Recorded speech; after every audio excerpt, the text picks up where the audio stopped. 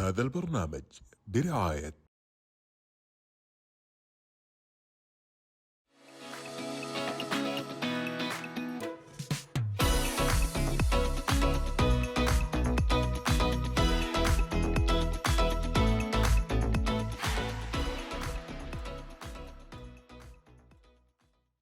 تضحكي براك مالك يا وضاحة جنيتي؟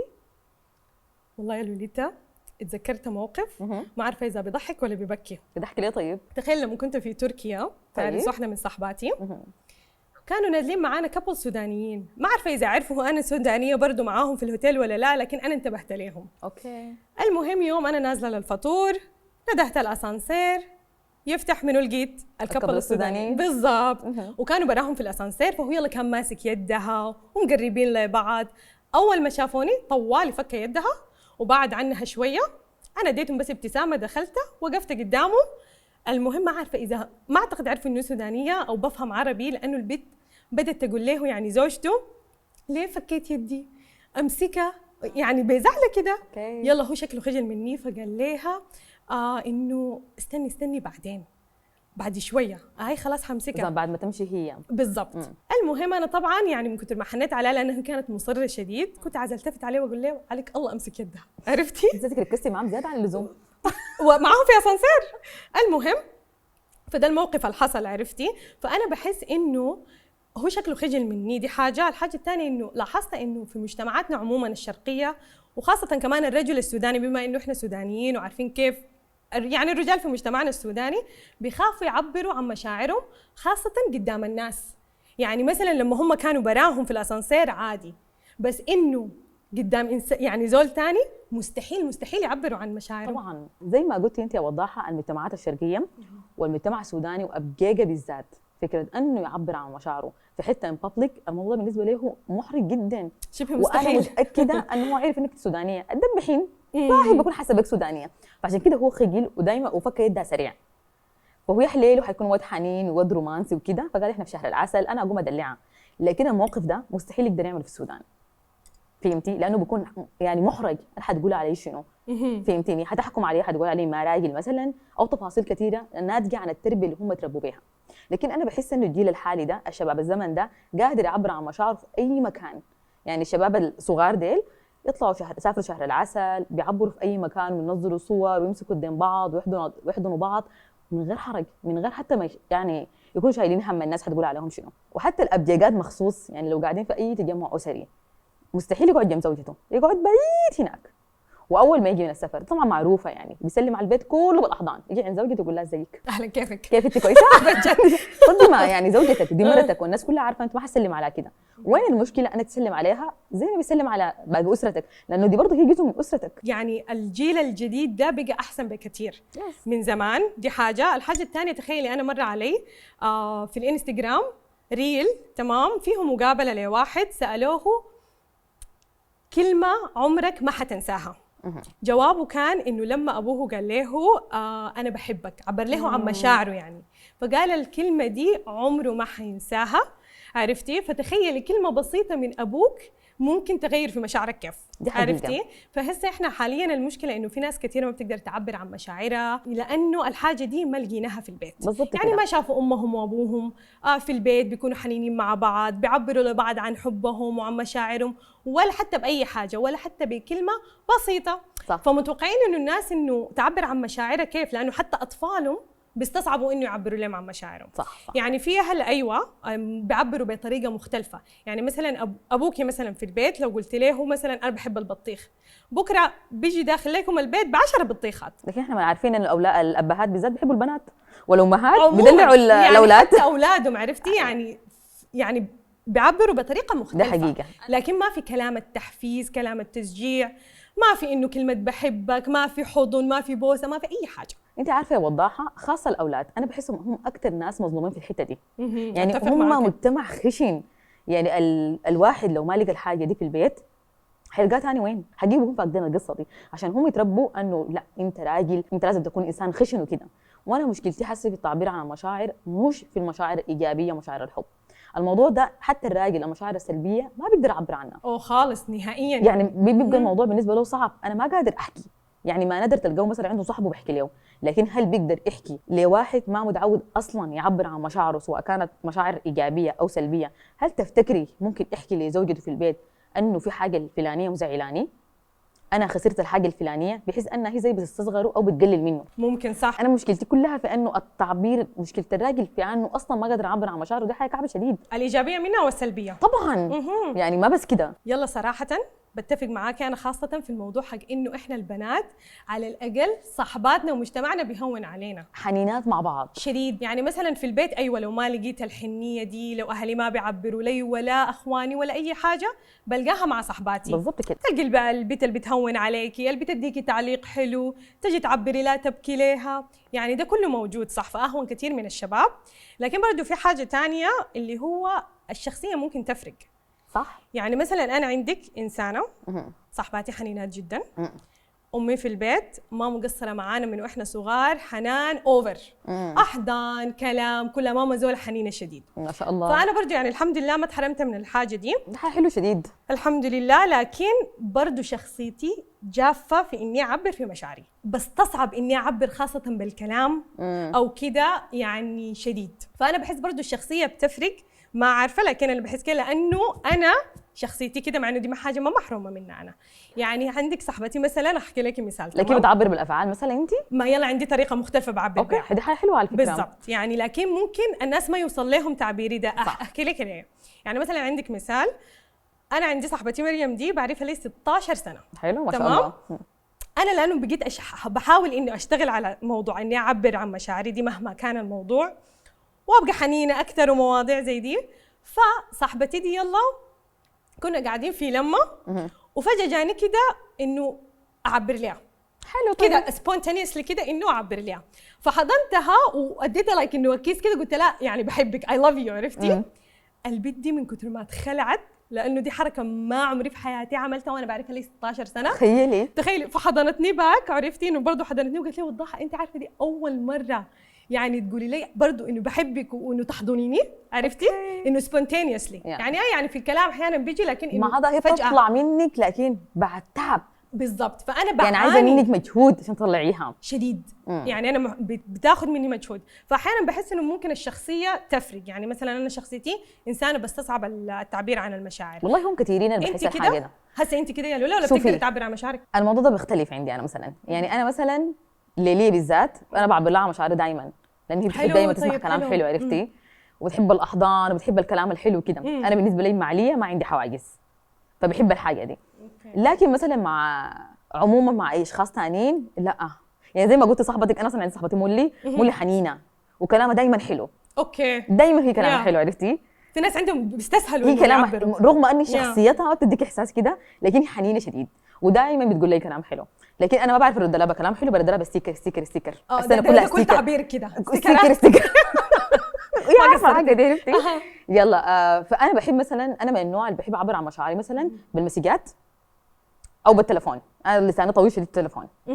في فيس تو فيس مرات بعبر ومرات لا. اعتقد ان انا بحس ان انا خجوله شويه، ما شديد لكن شويه. اما طبعا لو انا زعلانه ما بدسه. اوكي. بعبر وما بخلي حاجه جواي كله ولا الامراض. يس. يعني حتى لو انا زعلانه من شخص بمشي له بقول انا زعلانه منك الحاجه الفلانيه. يعني مستحيل اقطع علاقتي مع شخص من غير مثلا ما احكي له انا زعلانه منك في الحاجه اللي انت عملت لي كده، انت ضايقتني في الحته الفلانيه. اوكي. يعني مشاعر السلبيه بطلعها. المشاعر لا كويس السلبيه الايجابيه دي على حسب على حسب مرات بتطلع ومرات ما بتطلع وكده، لكن بيكون عندي تفاصيل او ردود افعال، يعني الشخص اللي قدامي يكون عارف انه يس. طيب والله حلو شديد. يعني مثلا عارفه تعبر عن مشاعر لكن ما بتعرف. لكن انا ملكه الاستيكرات. اوكي. لكن في الكلام تستصعبي انك في التليفون رهيبه، التليفون الريكورد رهيبه، الفيس تو فيس. يعني انا حتى لو الشخص قال لي مثلا كلام حلو انا مرات بطيش ما بعرف ارد. اوكي. عرفتي؟ يعني بتستصعبي يعني شوية. مرات ما بعرف ارد الرد الصح اللي انا المفروض اقوله في اللحظه ديك هو شنو. بس كويس انت على الاقل بتعرفي تعبر حتى عن مشاعرك السلبيه. السلبيه ده انا رهيبه. حتى السلبيه ما بعرف اعبر. لا انا رهيبه في السلبيه دي. بكتم بعد شويه وفجاه وين وضحها اختفت، وضحها غير موجوده. انا على فكره حاجه سيئه جدا. لا انا مشاعر سلبيه ما بقدر. يعني انا مثلا مولي دي معذبه في حياتي انا دي، بس ما راح اطلع حاجه ما بعرف اللي هي شغاله في ميتين ما عندها. انت بس تردي حسي عشان انا احكي لك انا حصل لي صدمه شنو. وسبحان الله اول ما احكي الحاجه جواي انا برتاح. عارفه برتاح من جوا. ما هو التعبير عن المشاعر ده مهم. انا بقول لهم شديد. انا ما حتجيني جلطه لانه انا كله بطلعه. فبحس انه احنا وضحها كبنات احنا محظوظين انه اتليست بيكون عندنا صحبات بنقدر نعبر لهم عن مشاعرنا سلبيا، ودي ما حاجه سهله. الكلام في الموضوع ده وضحها ما بينتهي. خلينا نمشي للفقره الثانيه. احنا عملنا استطلاع بسيط سالنا الشباب خصيصا هل بتقدروا تعبروا عن مشاعركم لزوجاتكم في مكان عام ولا لا؟ تعالوا نشوف الاجوبه مع بعض. تعالوا نشوف مع بعض اول جواب جانا من الف ميم. طبعا احنا قلنا الف ميم ليه؟ لانه للخصوصيه ما بنقول الاسم كامل ما عايزين نفضحكم نهائيا. قال انا عن نفسي مستحيل اقدر اني اعبر عن مشاعري لاي انسان في العلني. انا التعبير في الخاص ممكن يكون لي مشكله وبستصعبها جدا، كمان في الببليك ده شبه مستحيل. وحتى لو عبرت المشكله انه المجتمع ما بيرحمك. مجتمعنا احنا كرجال صعب جدا، يعني لو يوم دخلت في مكان وكنت ماسك يد زوجتي وشافني واحد بعرفه صاحبي قريبي ايا كان في الموقف ده هاحرج جدا، وحكون حاسه اني خديت زوجتي كمان في موقف صعب جدا، لاني كشاب عارف كيف الرجال التانيين بيفكروا ونظرتهم للحاجه دي، وما حاقدر اشرح اكثر من كده لانه دي حاجات بنفهمها احنا الشباب. لا طيب ما تفهمونا كبر الموضوع شديد، لكن ترى كبرت صعبة الموضوع شديد بالضبط. لا ده هو صعبه لدرجه انه حتى قال لك في الخاص مستصعب حتى الموضوع، فما بالك في العلني. ده واضح انه ده حتعاني معاه شديد، ده لكن بيعاني من التعبير من المشاعر اللي يعني نمبر 1 ده الوحش ده نمبر 1 عرفتي؟ عرفتي. لكن هو صح. شوفي هو عنده نقطة قالها، بحس انه دي معظم الرجال يعني بيفكروا بنفس الطريقة، اللي هو انه موقف انك تدخل ويشوف يعني ناس تانيين اصحابه قرايبه يشوفوه هو بيعبر عن مشاعره، عرفتي؟ فهم بيستصعبوا على ما اعتقد الحاجه دي. لكن خدت انه حتى ناس مثلا حتكون نظرتهم لمرتك كيف، لكن ما خلاص لكن انا ما زوجتك حاسه يعني. كده، انا حاسه انه هو عنده اساسا مشكله في التعبير. يعني هو بيقول لك في الخاص انا ما قادر، فهو كونه اصلا مستصعب الحاجه دي في الخاص، انت متخيله انه ممكن يقدر يعملها في العلن؟ لا ده مستحيل، دي مستحيله. معناته هو مستصعبة اصلا عنده شديد. مشكله انه ما بيعبر نهائيا. قلت له الله يكون في عون زوجتك، الله يكون في عون زوجتك. لانه لا يعني ده حرمان تماما. ما اوكي في. مثلا في الببليك معلش، يعني انا فاهمه الموقف حقه، انه مثلا انه يطلع في مكان يشوف اصحابه يشوف قرايبه، ممكن يتاحرج من الموقف ده. انا بحس انه كشباب، الشباب الحالي وبالذات هو ذكر قال انه انا شاب، ف يا اما هو بيعاني حقيقي من الحرمان ده، يا اما هو دي عقده منه، يعني من الحته اللي هو جا منها او البيئه اللي هو جا منها. يعني فيها شنو لو انت كنت قاعد في مكان عام مسكت يد زوجتك، اغلبهم لما يسافروا زي القصه اللي حكيتها انت في البدايه يمسكوا يدين زوجاتهم عادي، صح، بياكلوهم عديل طوال عرفتي، وبياكلوهم عديل. لكن هو مستحيل يقدر يعمل الحاجه دي قصاد اصحابه، لانه هو انا حسبه بس يعني كده خجل، خايف من التدويره بتاعت الشباب مثلا. ما هو دي مشكله ثانيه، يس، خايف ان اصحابك يدوروك ويعملوك قصه مثلا، يعملوا قصه. Yes. ما هو كمان قال انه ما عايز يخد زوجته في الموقف ده، لانه يمكن دي حاجه في مجتمع الشباب. يا جماعه اشرحوا لنا في التعليقات، اللي هو هل بتخجلوا انه لانه خايفين من كلام الناس؟ يعني لا كلام الناس، النظرة. لكن في زوجتك حلالك المشكله وين في القصه دي؟ ما انتوا بتعملوا حاجه اوفر، يعني دي حاجه بالضبط. عاديه جدا. لكن دي حاجه يمكن شكله هو قال لك في الشباب ما حقدر حتى اشرح، لا لا، هو بس فشكله في خايف، حاجه من ورانا احنا ما عارفين. خايف من التدويره، او قبل كده معناته هو تدور، يمكن شكله طالع عليه من عقده ده حصل له تروما. حصل له موقف.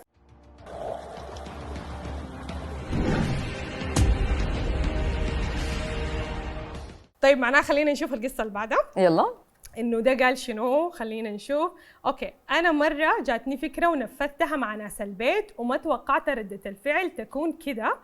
بما اني سنجل وما في وحده اعبر لها عن مشاعري، يوم الفالنتاين قلت اعبر لناس البيت فكره وهفت يعني، ودي اول مره. اوكي خلينا نشوف عمل شنو. واساسا في البيت احنا صباح الخير ما بنقولها لبعض.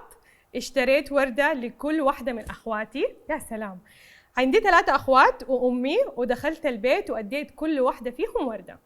الناس دي اتبسطت بشكل، واحضان لي، وامي دمعت. يا سلام. وواحده من اخواتي ماسكه الورده اليوم كله تشم فيها.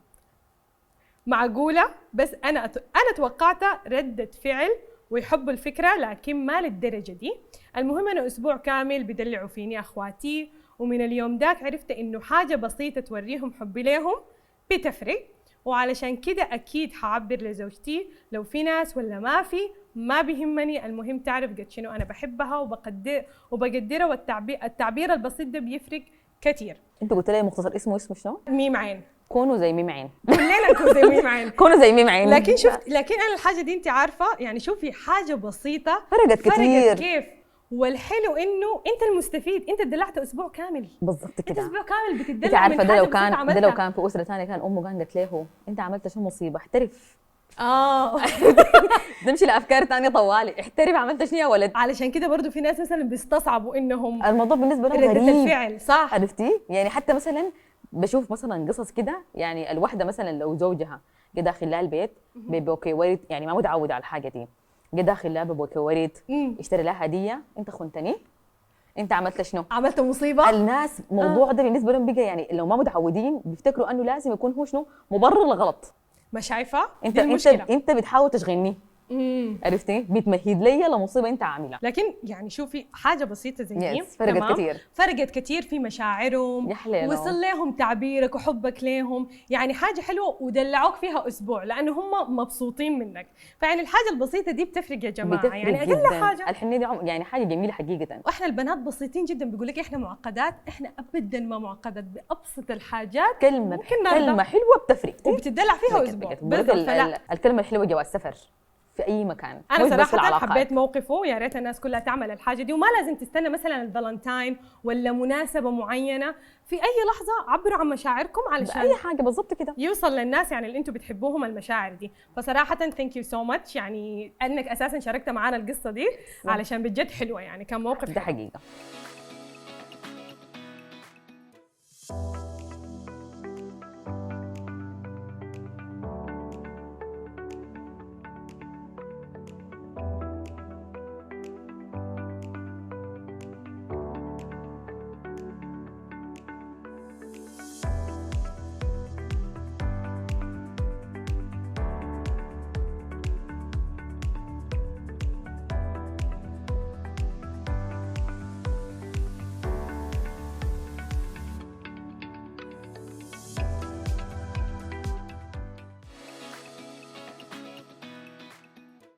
بعض القصص اللي سمعناها دي اوضحها.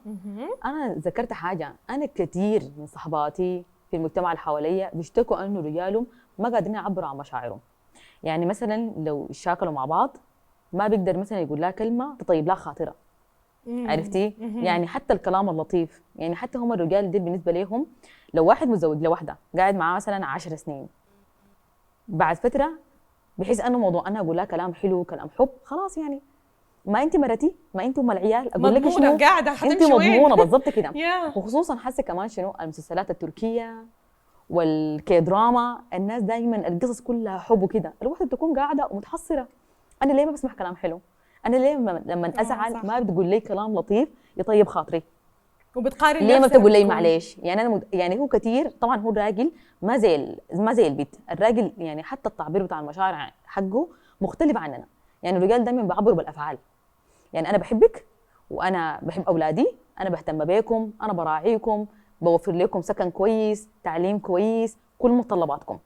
انت كمرتي انا اجيب لك ذهب، اجيب لك اي حاجه نفسك فيها، لكن كلام انا اقول لك احبك والكلام ده اولاد دي نياصه ما بقدر عليها.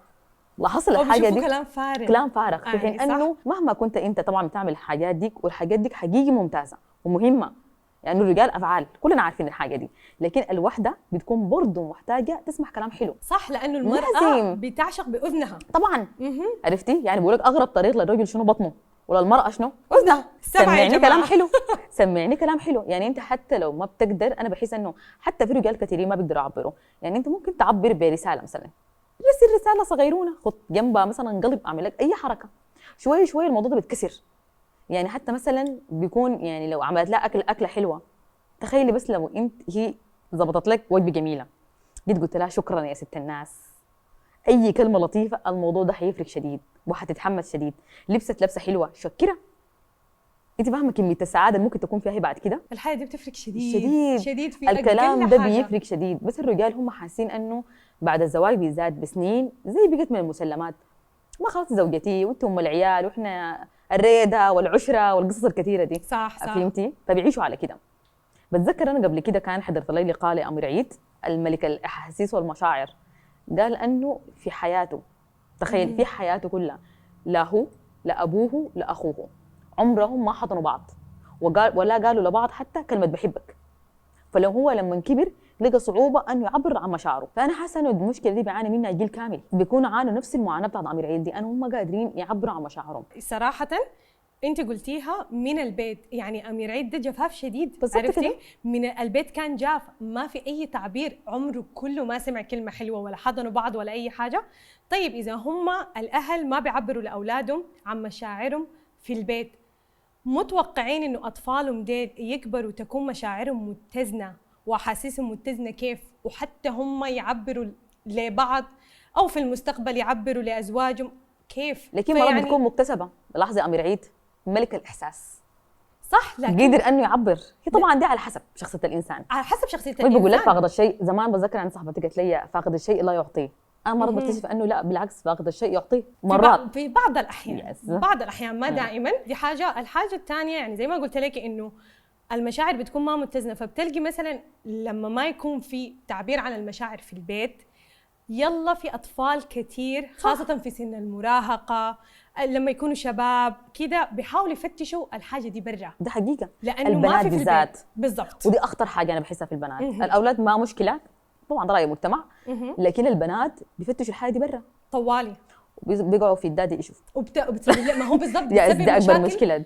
بتسبب مشاكل كبيرة. انا هي بتكون فاقده الحنان الابوي مثلا، بتفتشوا مثلا في اي شخص بتلقاه قدامها انه قادر يحتويك، وبعد فتره بتكتشف انه ده انا دايره. والحاجه دي لكن بتدمر حياتهم وبتخلي شديد. دائما الاختيارات تكون غلط. صح. فلازم الواحد يكون والاهل يعني يكونوا منتبهين للحاجه دي، لانه انت لما ما تعبي الكوبايه بتاعت المشاعر دي بتاعت اطفالكم في البيت، حيمشوا يعبوها برا. بالضبط كده. فلازم لازم لازم لازم تعبروا لاطفالكم خاصه يعني في البيت، تعبروا لهم عن مشاعركم، لازم يوصلوا من الحب ده بالضبط كده. بكلمه حلوه، بكلام تحفيزي. الكلام بيفرق، بالضبط. بالاحضان مثلا. دي مهمة يس. شديد، يعني لازم المشاعر دي لازم توصل لهم. بالضبط متوقعين كده. انها توصل كيف اذا ما في تعبير؟ يعني الطفل ممكن ايوه يعني يفهم لك الكلام اللي انت حتقوله اكثر مما مثلا انت قلتي قبل انه الاهل بيعبروا بانه مثلا يامنوا لك البيت بطرق ثانيه افعال. الاطفال يلا ممكن ما توصل لهم الحاجه دي لانه لسه ما مستوعبينها، بس انه لما تعبر بمشاعر، تديهم كلمه حلوه، تحضنهم كده، بتوصل المشاعر. بالضبط دي كده. الحاجه اللي بيفهموها. ويلا الاطفال ما انت قدوتهم، فهم بيشوفوا انت بتعمل شنو وهم بيعملوا نفس اللي انت بالضبط بتعمله كده. عرفتي؟ والحاجه دي انتقلت من جيل لجيل، علشان كده لحد الان في ناس كثير حتى في جيلنا بيستصعبوا لانه جات من الجيل اللي ورانا. صح. لكن انا حاسه في الجيل الجديد ده على عاد قولتك الموضوع ده انتي مختلف. اتغير. متذكره القصه بتاعت حسن كان جاي من الامارات عشان يصالح خطيبته. دي كانت بعد ترند عالي الموضوع شديد. كان حلو ولطيف، لكن الناس عملته ترند كانه حاجه مستحيله ما بتحصل. في حين انه حاجه لطيفه، الواد حنين ولطيف وقدر زعلها وجاي صالحها. لانه دي حاجه ما بنشوفها كثير، بالضبط كده. عشان كده طلعت ترند. بالضبط. انا لكن بحس احييهم، حقيقي احييه على ده شجاعته. كله من المجتمع، انه فرض فرضيات على الراجل، انه انت كراجل المفروض ما تخاف، المفروض ما تبكي، المفروض ما تعبر عن مشاعرك، لانه انت راجل. لما تعبر ده كانه ضعف، بتقلل من رجولتك. صح. فعشان كده كانوا مستغربين. يعني مثلا البنات بيقول لك كن زي حسن، والرجال يقول لك ما تبقى زي حسن، لو دايره امشي بيت عديل. عرفتي؟ جادة. يعني كانوا عاملين قصه والناس كانت منقسمه في الموضوع يا. ده كثير. وانا بحس انه زي ما قلت لك يعني المجتمع، انه انت الرجال ما تعمل كده، الراجل الطبيعي ما بيعمل كده. عشان كده بقى الراجل عشان يسلم من كلام المجتمع بيعبر عن مشاعره بالافعال. ياهو اصرف في البيت، اهتم باولادي، اجيب لك ذهب، اجيب لك باسطه بس كده ده كثيرنا. بالضبط كده. طيب الموضوع ده صراحة ما بيخلص، الموضوع طويل شديد، لكن خلونا نغير المود شوية يلا ويلا نلعب. يلا نلعب. طيب خلتينا كمية من الأسئلة هنا موجودة، أي واحدة حتسحب ورقة وتسأل الثانية، ويا ريت كمان انتوا تجاوبوا معانا في التعليقات على الأسئلة دي، عايزين نشوف برضو شنو آراءكم. يلا. أوكي تبدأي أنت يا لولا؟ يلا. يلا. أول سؤال. لا لا. طيب يا وضاحة، لو خيروكي بين الحصول على علاقة مثالية أم حياة مهنية ناجحة، ماذا تختار؟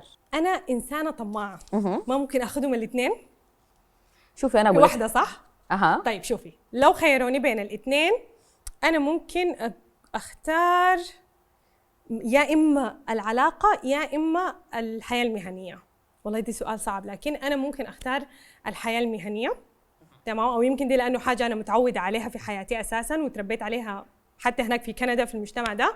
فبحس إنه أنت لما تكوني حياتك المهنية كويسة، عندك حياة، عندك أهداف، حياتك بتكون مختلفه تماما من طبعاً. انه لما ما تكون عندك الحاجه دي. طبعا هي العلاقات طبعا العلاقه مهمه، تكون عندك طبعا علاقه ناجحه، دي حاجه حلوه شديد، لكن برضو بس يعني انا مقتنعة. بالنسبه لي اهم لي انه تكون عندي حاجه يعني مهنيه كويسه. بس انا نفس Yes. القصه، انا بالنسبه لي حختار ديفنتلي الحياه المهنيه، لانه ما في علاقه مثاليه اساسا. ما في علاقه مثاليه؟ ما صح، أعتقد. صعبه انك ما تكون في علاقه مثاليه، صح. كل العلاقات يعني انسان هو لو عرف انه فيها الكويس وفيها الحلو بيقدر يعيش. صح. لكن الفكره انه اصلا علاقه مثاليه ما فيها اي غلط دي ما في، لكن ممكن تكون عندك حياه مهنيه رهيبه. لكن ما هو في السؤال انه حتبقى لك مثاليه، عرفتي؟ انا حبقى حياه مهنيه للابد، حختار حياه مهنيه. الحياه المهنيه بالضبط كده. انا ما قادره انطق الكلمه. يلا الحياه جيلي. المهنيه. اوكي يلا اها دوري بقى. خلينا نشوف. اوكي طيب يا لولا، لو خيروك تتذكر ادق التفاصيل والنظرات والهمسات ام تنسي اجزاء كبيره من الماضي؟ انسى اجزاء كبيره من الماضي. بجد؟ ليه طيب؟ يعني مثلا في سؤال انا بحبه شديد، بيقول لك مثلا لو قالوا لك ترجع للماضي ولا تمشي الحاضر تشوف الحاصل فيه شنو. انا واحده من الناس دائما حيكون جوابي اني ارجع للماضي. في حياه في الماضي محبات، في حياه في الماضي كان نفسي اعيشها اكثر. اوكي. هو بيقول لك طبعا لو انت غيرتها في الماضي حاضرك بتغير، لكن انا يس ما عندي مشكله في الحياه دي. انت حتختاري انك تنسي Yes. اجزاء كبيره من الماضي. انا صراحه حختار لا ادق اني انا معاكي، انت عارفه انا حختار برضو انه انسى حاجات كبيره من الماضي. انا اساسا ذاكرتي منتهيه، ده فانا كويس. ناسيه نص الماضي عندي. أحسن فما حاجة. عندي مشكله، لكن اني ما اخترت الثانيه ليه انه ادق التفاصيل والنظرات والهمسات، لانه كده ممكن اموت بالهم. بالهم بالضبط يعني كده. لو قعدت ادقق في كل تفصيله الناس الثانيه بيعملوها انا مستحيل ارتاح في حياتي. ما ليه. فاحسن لي الماضي انساه بالضبط كده. يلا اوكي يلا دوري. ناخذ ثاني. اللي بعده. ناخذ سؤال ثاني. طيب يا وضاحه، اديني بعد انا عارفه الجواب. اديله اديله. لو خيروك بين الحياه الابديه فقيره اوكي او الموت بعد سنه، انا او اجاوب لك انا الموت بعد سنه. غنية صح؟ عارفة ده الجاي جوابك. بعدك الموضوع في قروش اللي بعدها ده، عرفتي؟ اوكي اعيش اني فقيره ل 100 سنه ولا الهنايه؟ طبعا الموت يعني بعد سنه. استمتع، شفت السنه دي استمتع فيها كويس. بالضبط كده. ليه الانسان يعيش حياه ابديه وهو بيعاني فيها؟ لا لا ذاته يعني الحياه دي يلا اخذي اخر سؤال. اكثر حاجه في الدنيا يعني، عشان الواحد ذاته يقعد فيها 100 سنه ليه؟ بالضبط كده. يقعد 100 سنه في شنو؟ هي تعمل شنو يعني؟ نهايه العالم قربت ذاتها يعني. يلا اخر سؤال عندنا، لو خيروك انك تكوني ام لاولاد فقط او بنات فقط؟ بنات فقط، ما في كلام. يعني انا شايفه صحباتي اللي عندهم اولاد ما شاء الله، انا كل ما اضرب لا اسكت يا ولد، اقعد يا ولد، الدنيا بتكون مقلوبه. فانا يعني كفايه اني ربيت ساشا اللي هو ولد، فقادره اتخيل تربيه الاولاد عامله كيف. ساشا طبعا كديسي، صعبة. ده الكديس. فانا يعني شايفه تربيه الاولاد حتكون عامله كيف، فطبعا حكون ام البنات. اوكي. بعد كده نفسي يكون عندي ولد، هم شوفي هم الاثنين بس يكون عندي ولد، لكن عرفتي؟ انا بس يعني اللي بشوفه عن صحباتي خلاني اكره الاولاد جدا تربيتهم. انا لو برضه خيروني نفس الحاجه دي، احنا اجاباتنا قريبه جدا. انا برضه حختار بنات. يعني قلت لهم انه ليه؟ لانه انا مثلا عندي ناس بعرفهم يعني في الاهل وكده، بس اولاد. البيت جاف شديد. يلا البيت بتضيف لمسه كده. حقيقة. البيت بتكون دائما في حنيه كده في البيت زايده. وحقيقه والبيت ما بيكون بتعبوا. انا عند صاحبتي والده، يعني هم اثنين والدين اولاد بس، بتقول لي البيت ناشف، نشفان في نشفان. البيت اليوم كله كوره وبلاي ستيشن. قلت لي لون بينك بالغلط ما في. والديكورات لون بينك قلت لي والحاجة بالغلط ما في. قلت لي يعني. انا بس عايشه مع اولاد والوقت كله ضربتني وضربتك والسنه كلها جاي واقع من الكنبه ضارب راسه فاتح قصص كده رهيبه. صح. يعني البنات حيعملوا شنو؟ وبعدين البنات برضه شنو غير انه على البيت وكده حتى معاكي في بتكون ونسه كده بيناتكم وحنين وقصص كده لما يس. تكبر. فلا لطيفة. ضروري انا حختار انه صراحه البنات هم الاثنين حلوين، اولاد وبنات ما في اي مشكله، لكن بس يعني ده لانه لازم نختار يا اما بنات يا اما اولاد. اوكي كده خلصنا. يس. اوكي ما تنسوا تورونا في التعليقات، حنقراها وحنشوف انتوا اجوبتكم عامله كيف. طيب يا وضاحة، قبل ما نختم الحلقة أنا كان في جملة سمعتها حلوة جدا بتقول ما فائدة الحب إن بقى في القلب ولا نستطيع التعبير عنه. يا الله يا سلام. الجملة دي بتخيل أنا حبيتها كيف. فلكل راجل بيسمعنا حاليا، هل أنت حتقدر تغير الحاجة دي فيك لو ما بتقدر تعبر عن مشاعرك سواء لزوجتك أو أطفالك؟ يعني حاول الحاجة دي شوية شوية برسالة بهدية بسيطة، صدقني حتفرق في حياتك كثير. ولو انتوا حتقدروا تعملوا الحاجه دي وحتغيروا منها، اكتبوا لنا في التعليقات ان هنعمل كده. وما تنسوا انتوا يا جماعه كمان تعبروا لنا عن حبكم Yes. للبرنامج بلايك شير وسبسكرايب، ونشوفكم في الحلقه الجايه. باي.